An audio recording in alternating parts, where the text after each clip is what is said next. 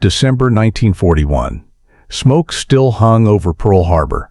Along the shoreline, American battleships rested in blackened water. Some had rolled onto their sides. Others sat buried in mud, their decks twisted by explosions and their hulls filled with trapped oil, wreckage, and dead sailors. The attack had lasted less than 2 hours, but in those 2 hours, the image of American naval power in the Pacific had been shattered. More than 2,000 Americans were dead. Aircraft had been destroyed on the ground. Battleships that had represented decades of national investment were now burning inside their own harbor.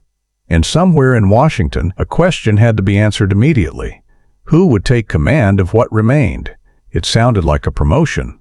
In reality, it looked more like a sentence. The officer chosen to lead the Pacific Fleet would inherit damaged ships, shaken crews, broken confidence, incomplete intelligence, and an enemy that seemed to be winning everywhere at once. Japan had not merely attacked Hawaii. Its forces were advancing across the Pacific with astonishing speed. American positions in the Philippines were under assault. British power in Asia was collapsing. Guam had fallen. Wake Island was fighting for survival. Japanese aircraft, ships, and troops appeared to move with a confidence that the Allies could not yet match. The next commander of the Pacific Fleet would not be taking control of a victorious armada. He would be taking responsibility for preventing a disaster from becoming a complete collapse. And President Franklin D. Roosevelt chose a quiet, relatively junior Rear Admiral named Chester William Nimitz. He was not the most famous officer in the United States Navy. He was not the most senior. Some of the men he would soon command had spent longer wearing an admiral's uniform than Nimitz had. He had never commanded a fleet in battle. To some, he appeared to be a desk officer, a skilled administrator perhaps, but not the obvious man to reverse the greatest naval crisis in modern American history. Yet Roosevelt saw something in Nimitz that mattered more than seniority, and within 6 months, the officer handed the wreckage of Pearl Harbor would help stop Japan's advance and prepare the trap that changed the Pacific War. But first, Nimitz had to accept a command that could easily destroy him. The man he was replacing was Admiral Husband E. Kimmel. Before December 7, Kimmel had commanded the Pacific Fleet from Hawaii. He possessed one of the most important military positions in the United States, responsible for a massive concentration of ships, aircraft, sailors, and strategic power. Then Japanese carrier aircraft appeared over Oahu. In the aftermath, anger spread quickly. The American public wanted to know how the fleet had been caught by surprise. Washington wanted accountability. Investigations would follow. Arguments would continue for decades, and responsibility would be divided among intelligence failures, poor communication, mistaken assumptions, and decisions made at several levels. But in December 1941, the political and military reality was immediate. Kimmel was removed. Vice Admiral William Pye temporarily took control. Now the Navy needed a permanent commander. Whoever accepted would enter an almost impossible situation. The Pacific Fleet's battleship force, the traditional heart of naval power, had been devastated. The remaining aircraft carriers had escaped the attack because they were not inside the harbor, but there were too few of them. Every carrier had become priceless. Lose one, and the balance of power could change. Lose several, and Japan might dominate the Pacific before American shipyards could replace them. The new commander would also face demands from every direction. Hawaii had to be protected from another attack. The route to Australia had to be kept open. American outposts needed reinforcement. The Philippines needed help, even though sending meaningful help was becoming nearly impossible. Commanders in Washington wanted action. The American public wanted revenge. Sailors wanted proof that their fleet could still fight, but reckless action could destroy the few forces the United States had left. The new commander needed to attack without gambling away the entire war. He needed to restore confidence without making promises he could not keep. He needed to cooperate with difficult personalities, manage competing strategies, and make decisions based on intelligence that was often fragmentary or uncertain. And if another disaster occurred, he would not have the excuse of surprise. He would own it. That was the command Roosevelt offered to Chester Nimitz. Nimitz was born in Fredericksburg, Texas, in 1885. His father had died before he was born, and he grew up under the influence of his grandfather, a former sailor. As a young man, Nimitz originally hoped to attend the United States Military Academy at West Point, but no appointment was available.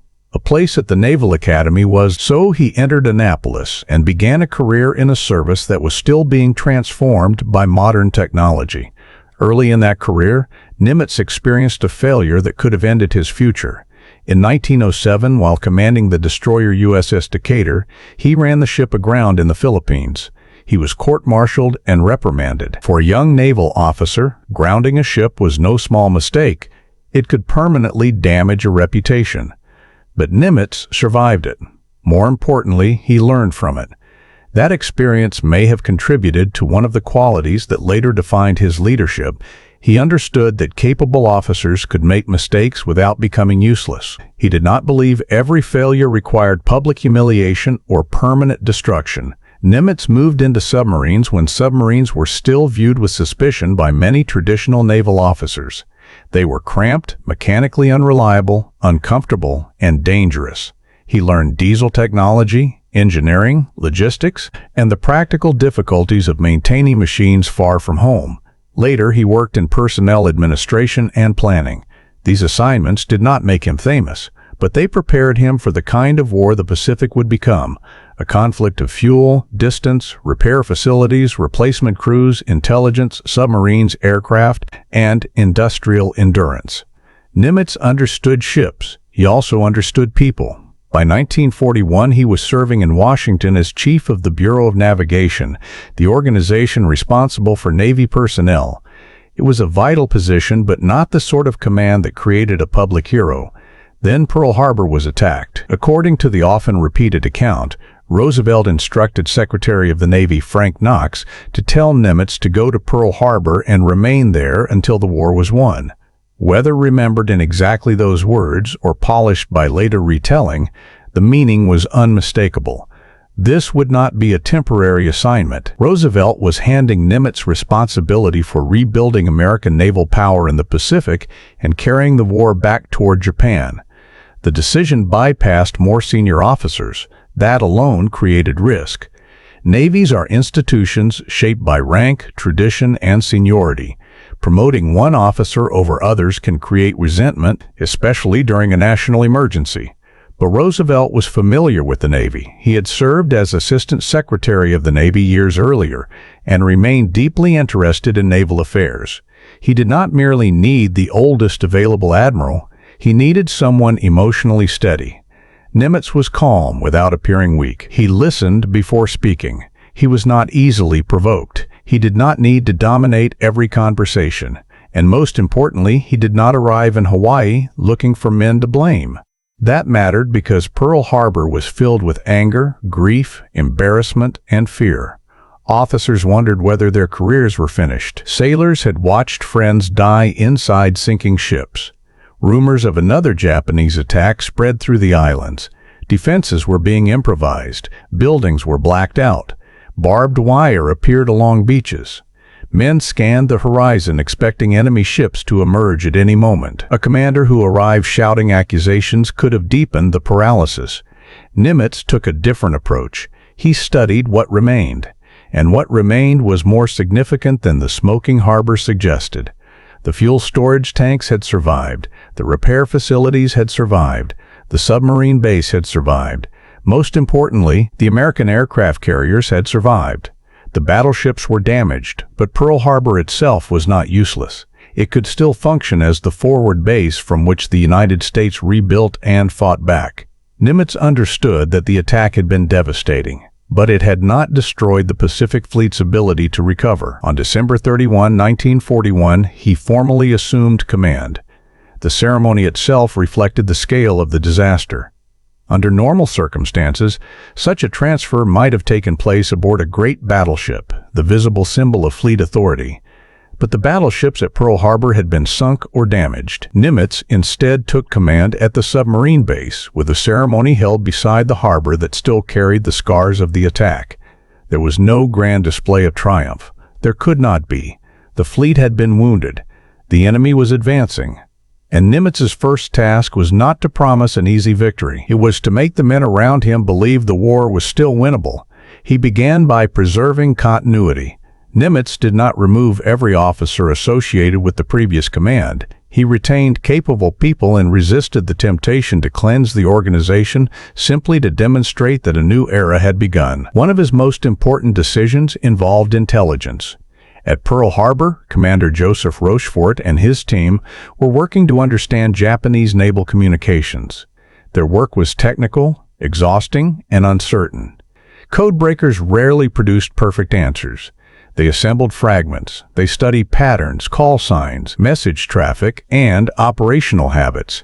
They made estimates that commanders could accept or reject. Nimitz was willing to listen. This did not mean he followed intelligence blindly.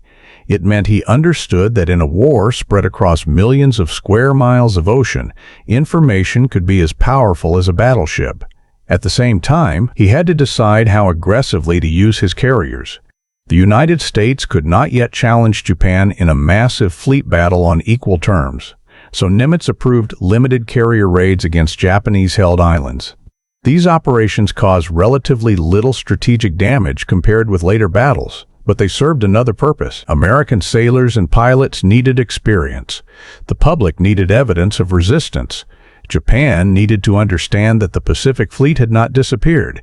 Each operation also carried enormous danger. The carriers were irreplaceable in the short term. Nimitz had to send them forward while avoiding a battle that could wipe them out. This balanced, calculated aggression without reckless sacrifice became central to his command. Then came the first major test. In the spring of 1942, Japanese forces moved toward Port Moresby in New Guinea. Capturing it could threaten Australia's communications with the United States and strengthen Japan's southern defensive perimeter. The resulting Battle of the Coral Sea was unlike any major naval battle before it. The opposing surface fleets did not directly exchange gunfire. Carrier aircraft searched enormous areas of ocean, found enemy ships, and attacked from beyond the horizon. The United States lost the carrier Lexington. Yorktown was damaged. Tactically, the losses were painful. But the Japanese advance toward Port Moresby was turned back. For the first time, a major Japanese operation had been stopped. Nimitz now faced an even greater danger. American codebreakers believed Japan was preparing another operation against a target identified in Japanese communications as AF. Rochefort's team concluded that AF meant Midway, a small but strategically important American outpost northwest of Hawaii. Not everyone in Washington immediately agreed. But Nimitz trusted the intelligence. A deception was arranged. Midway transmitted an uncoded message reporting a problem with its water supply. Soon afterward, American listeners intercepted a Japanese message indicating that AF was short of water. The target was confirmed. Japan intended to seize Midway and destroy the American carriers sent to defend it. The plan was designed as a trap. Nimitz decided to create a trap of his own. He concentrated the carriers Enterprise and Hornet northeast of Midway. The damaged Yorktown was rushed back to Pearl Harbor after Coral Sea.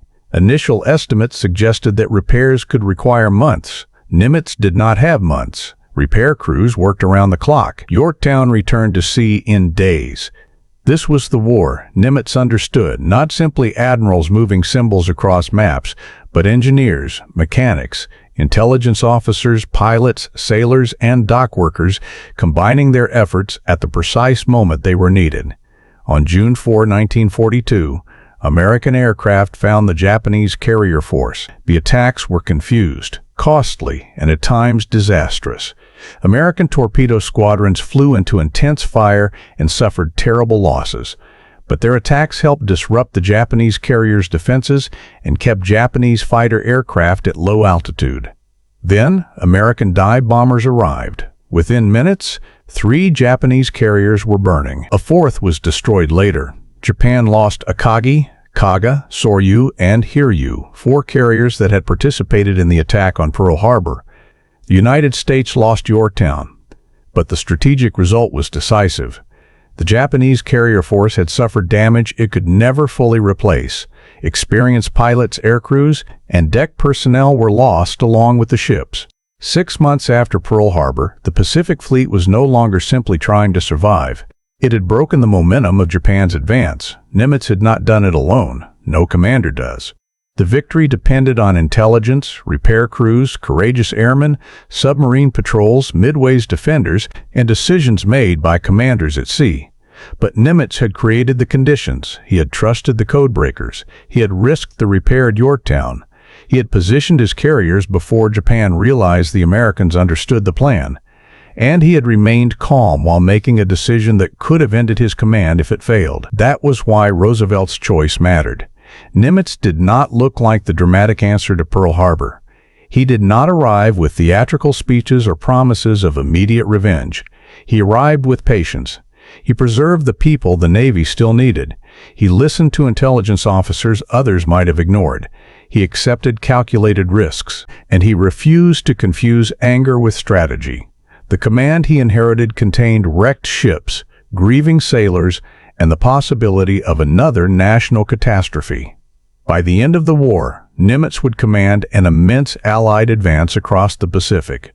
American forces would move through the Gilberts, Marshalls, Marianas, the Philippines, Iwo Jima, and Okinawa. Submarines would strangle Japanese shipping. Carriers would bring American air power toward the Japanese home islands.